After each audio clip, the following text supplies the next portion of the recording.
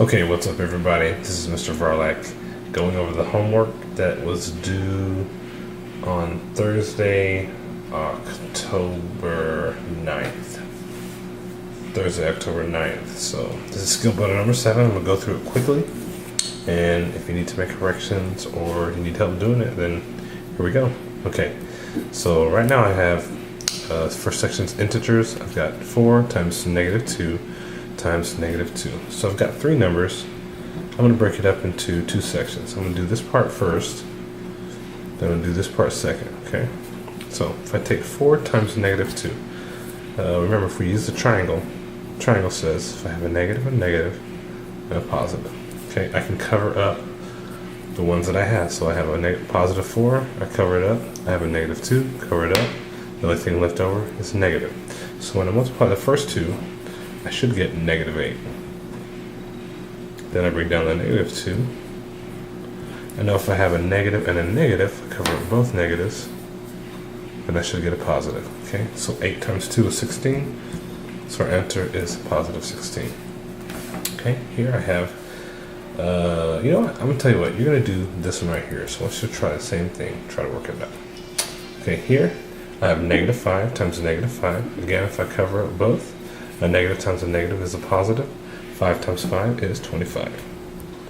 And I'll save this one for you guys. Okay, going on. I have -52 times -0.5. So I know 0.5 is actually half. Okay, so I'm looking for half, or a negative half, excuse me, of -52. So let's determine first if it's positive or negative. Okay, well I have 2 negatives. I cover those both up, I should have a positive up top. Okay, and I know half of 52 is 26, so our answer is going to be positive 26. Okay, so I'll save this one down here for you guys. Okay, moving on. Exponents, square roots, exponents and square roots. Okay, so the first one says I have positive 1 squared. So 1 squared means 1 times 1, 1 times 1 equals 1. Okay, 2 squared. That means 2 times 2. 2 times 2 gives me 4. The reason I know that is because this little 2 is the exponent.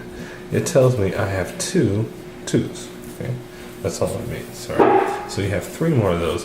I think you can handle those, so I'm not going to cover any more of those. Okay, next we're going down to the expression section. Expression section says evaluate each if y equals 6 and x equals 5. Show all steps. Okay, so right now I'm going to go ahead and fill in. When I have 2 letters next to each other, that means multiply. Okay, so I'm going to go ahead and fill in. So I have my x. For x, I'm going to substitute in 5. For y, I'm going to substitute in 6. Okay, then I'll go ahead and fill in the rest of what I got. So I have plus 7 minus, and our y, so back here, y is 6. Okay, all I'm doing is subbing. Okay, so now if I do order of operations, I know multiplication comes first. 5 times 6 is 30. I have 30 plus 7 minus 6. Okay, if I work that out, I know I can do this since addition and subtraction come first from left to right because we're following order of operations. 30 plus 7 is 37. 37 minus 6 equals 31. Bam, we're doing good. We're doing really good, okay? Swag, yeah, just so you know. Okay. The next one, I have 12x plus 3y. Okay, so I'm going to save this one. You guys are going to do this. I'll do this one and you'll save that one for you guys. Okay, so I have 12x. So I put the 12. I know that it's next to a number. That means I'm going to multiply. So our x equals 5. And then I keep writing it. So I have 3 times y. We know y is equal to 6. So I fill in the 6 right here. Okay, so now 12 times 5 gives me 60. 60 plus 3 times 6. What's 3 times 6? 3 times 6 is 18. 60 plus 18, that gives me 78. Okay, very good. Okay, so now I'm going to save this last one for you guys. Try to work it out. Okay, now I have some computation. The first thing I have is some multiplication. I think if we just set it up, you guys can do it. I have 3 numbers here, 2 there, so I'm probably going to write it like 222 times 33. Okay, so if we work that out, I believe you guys can fill that out. Okay, try it. Okay. Next I have division, dividing by decimal. So if I write it, the first number is always what goes inside, the second number stays on the outside. Okay, so 45.5 goes in here, 3.5 is here on the outside. Okay, I know if I'm dividing decimals, I cannot have a decimal over here on this side. So what I have to do is I have to move it one time to make it a whole number. Whatever I do on the outside, I gotta do on the inside. Okay, so now I have a new problem.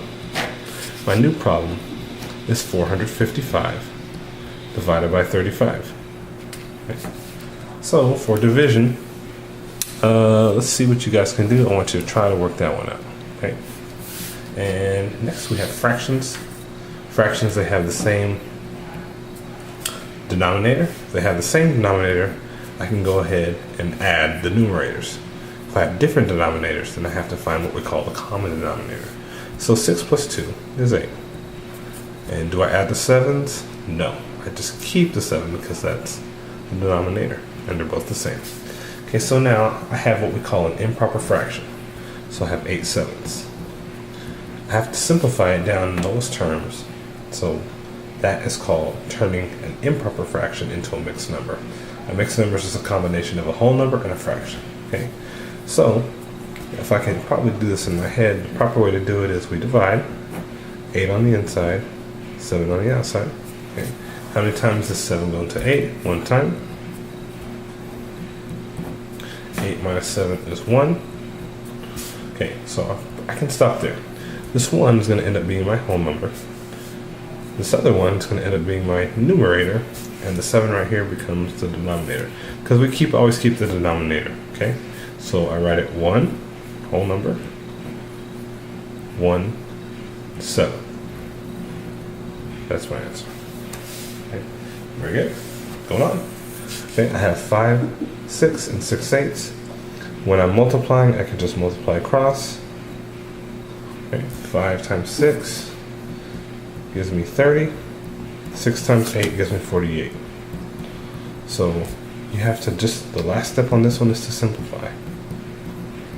And you're good.